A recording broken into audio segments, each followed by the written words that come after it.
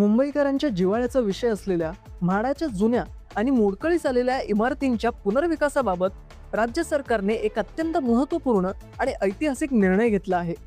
विशेषतः दक्षिण मुंबई आणि आपल्या कुलाबा परिसरातील अनेक प्रकल्प जे वर्षानुवर्षे रखडले होते त्यांना आता गती मिळणार आहे. आमदार मनोज जामसुदकर यांनी विधानसभेत मांडलेल्या लक्षवेधी सूचनेला उत्तर देताना गृहनिर्माण मंत्री शंभूराज देसाई यांनी या नवीन सुधारित नियमांची घोषणा केली.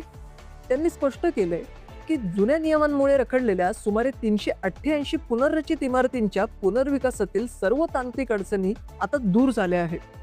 नवीन नियमांमुळे विकासकांचा प्रतिसाद वाढला असून गेल्या 6 महिन्यात 10 पुनर्विकास प्रस्तावांना मंजुरीची प्रक्रिया सुरू झाली आहे. त्यापैकी एक प्रकल्पाला न हरकत प्रमाणपत्र म्हणजेच NOC देण्यात आले आहे.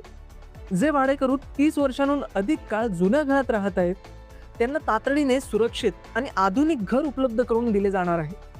जीर्ण इमारतींच्या तातडीच्या दुरुस्तीसाठी सरकारने दरवर्षी 75 कोटी रुपयांची आर्थिक तरतूद केली आहे. गरज पडल्यास या निधीत वाढ करण्याची तयारीही सरकारने दर्शवली आहे. वारस हक्काच्या कागदपत्रांवरून होणारी वाद टाळण्यासाठी आता केवळ न्यायालयीन प्रमाणपत्राच्या आधारेच पडताळणी केली जाईल.